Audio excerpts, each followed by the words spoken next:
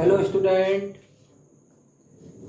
आज का हमारा विषय है चतुर्थक विचलन, क्वार्टाइल डेविएशन। आज हम बात कर रहे हैं क्वार्टाइल डेविएशन की गणना। आज हम आपको सिखाएंगे कि खंडित श्रेणी में क्वार्टाइल डेविएशन की गणना कैसे की जाए, यानी कि डिस्क्रीट सीरीज।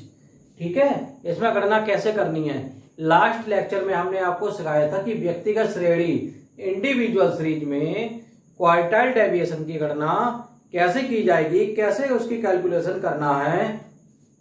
इसके लिए निम्न प्रक्रिया अपनानी होगी आपको। तो सबसे पहले क्या करना है, सबसे पहले जो दी गई हमारी आवृत्ति यानी कि फ्रीक्वेंसी से क्या बनाना है आपको, CF कोमुलेटिव फ्रीक्वेंसी फाइंड करनी होगी। उसके बाद जो हमारी फ्रीक्वेंसी होगी उसका टोटल n ज्ञात करना होगा। यहां पर एक बात क्लियर कर दूं मैं आपको, जो हमारी इंडिविजुअल सीरीज होती है उसमें हमारे नंबर ऑफ आइटम्स होते हैं, वो n कहलाता है, यानी कि पदों की संख्या। लेकिन जब बात करते हैं डिस्क्रीट सीरीज की या कॉन्टिन्यूअस सीरीज की बात कर रहे हैं, तो जो हमारी बारंबारता दी गई होगी इसका योग सम हमारा क्या कहलाएगा, n।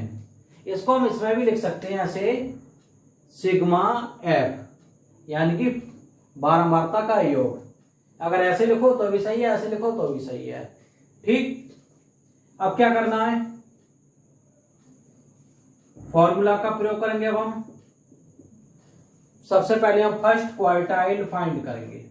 फर्स्ट क्वार्टाइल, प्रथम चतुर्थक फाइंड करने के लिए क्या लिखेंगे, साइज ऑफ n+1/4 आइटम, वहां पद। ठीक, ये हो गया। अब थर्ड क्वार्टाइल की जरूरत पड़ेगी।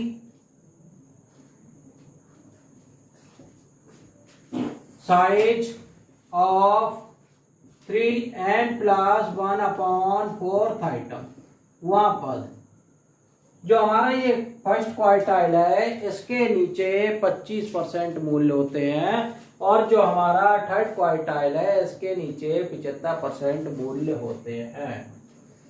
ठीक है, अब क्वार्टाइल डेविएशन क्या करेंगे, क्वार्टाइल डेविएशन कैसे निकालोगे, मैंने आपको फॉर्मूला ऑलरेडी समझा चुका हूं। QD Q3 - Q1/2, ये फॉर्मूला हो गया हमारा। आइए क्वेश्चन देखते हैं, क्वेश्चन के द्वारा आप इजीली समझ लेंगे कि क्वार्टाइल डेविएशन खंडित श्रेणी में कैसे निकालें।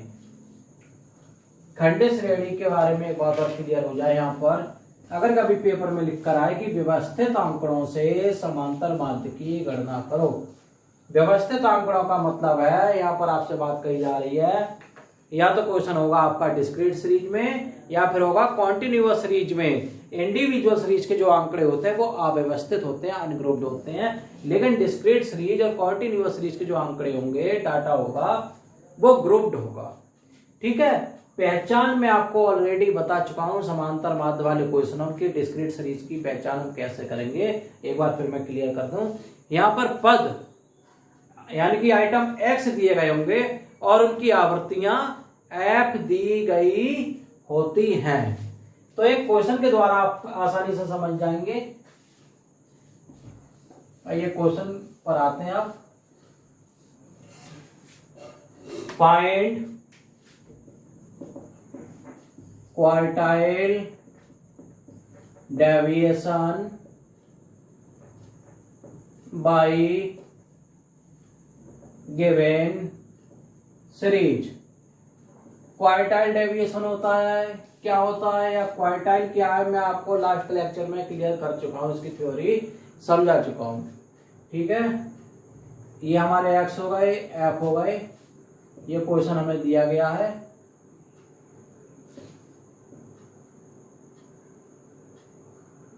ट्वेंटी 25 30 35 40 45 50, ये हमें पद दे दिए इन्होंने x। अब इनकी बारंबारता क्या होगी, 2 3 6 1 9 3 2, ये बारंबारता होगी। ये क्वेश्चन आपके सामने है। ये कौन सी सीरीज है, ये आपकी है डिस्क्रीट सीरीज। इसको हमें अभी सॉल्व करना है, किस तरीके से हमें चतुर्थक विचलन की गणना करनी है। तो सबसे पहले उसके लिए क्या करना होगा, चतुर्थक ज्ञात करने होंगे, प्रथम चतुर्थक और तृतीय चतुर्थक। Calculation of quartile deviation, quartile deviation. अब देखें आप, आपको क्या क्या क्या जरूरत पड़ेगी यहाँ पर, एक्स, एफ और सी एफ, यानी कि क्युमुलेटिव फ्रीक्वेंसी, संचयी बारंबारता। एक्स पद होगा, एफ बारंबारता हो गई, सी एफ यानी संचयी बारंबारता। 20, 25, 23, 35, 40, 45 और 85 आपके पद आ गए। ठीक, इनकी बारंबारता क्या है, 2, 3, 6, 1, 9, 3 और 2। संचयी बारंबारता बनाना आपको मैं सिखा चुका हूं कि पहली संख्या को अगली संख्या में जोड़ दो।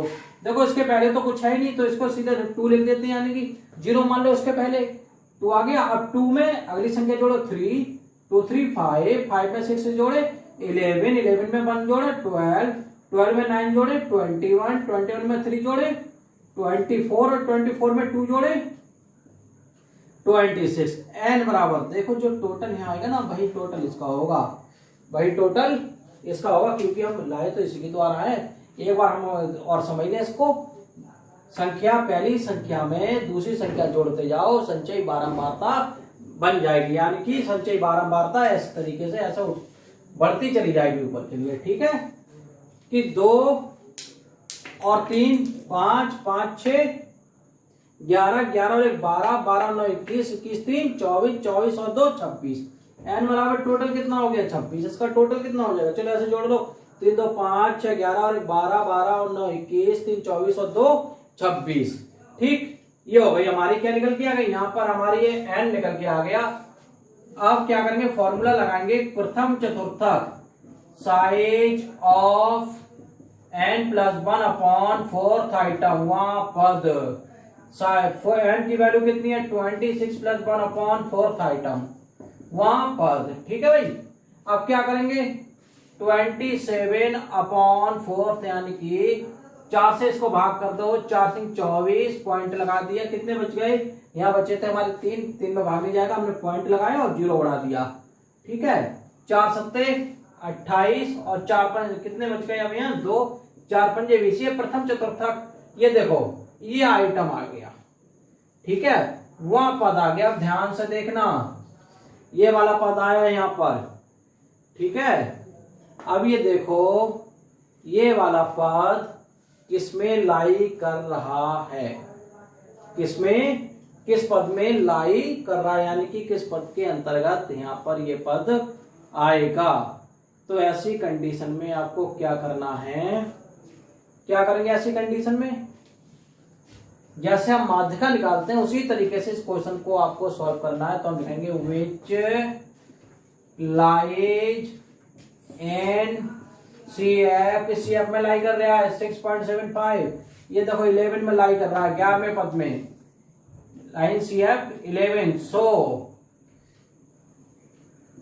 Q1 बराबर, इसके सामने देखो कौन है, 30। Q1 क्या हो गया, 30।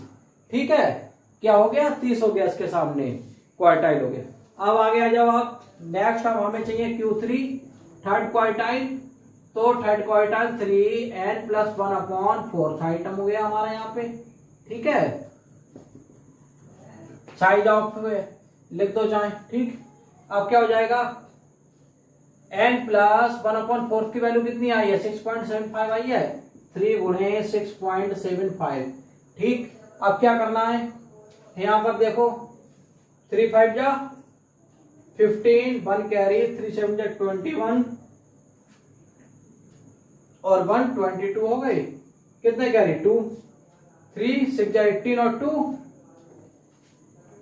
18 2 20 हो गए। अब देखो ध्यान से, पॉइंट कितने के पहले है, 2 के पहले पॉइंट है, ये इसके यहाँ पे आ गए पॉइंट। ठीक है, ये कौन सा आ गया, वहां पद 20.25, यानी कि 2 5वां पद। अब 2 5वां पद किसमें, किसके अंतर्गत आ रहा है, किसमें आ रहा है, देखो ध्यान से 21 के अंतर्गत आ रहा है। तो हम लिखेंगे विच लाइज इन CF, किस CF में लाई कर रहा है 21, सो Q3 इक्वल Q3 क्या हो जाएगा इसके सामने 40, क्या हो जाएगा इसके सामने 40 हो गया आपका। ठीक है, हमें Q1 मिल गया, Q3 मिल गया, अब हमें क्या चाहिए क्वार्टाइल डेविएशन QD कैसे निकालोगे अब आप Q3 माइनस Q1 अपॉन 2, ये हो जाएगा हमारा 40 में से हमने कितने घटा दिए 30 बटे कितने हो जाएंगे बटे 2 हो जाएंगे 10 बटे 2, 2 पंजे 10। जैसे क्वार्टाइल डेविएशन कितना आ गया आपका, क्वार्टाइल डेविएशन आ गया 5। इस तरीके से आपको ये क्वेश्चन सॉल्व करना है। ये डिस्क्रीट सीरीज का क्वेश्चन था आपका, यानी कि खंडित श्रेणी में इस तरीके से क्वेश्चन सॉल्व करना है। अगर ये लेक्चर आपको समझ में आ गया हो तो चैनल को सब्सक्राइब कर दें, लाइक कर दें, शेयर कर दें। Okay, thank you, have a nice day.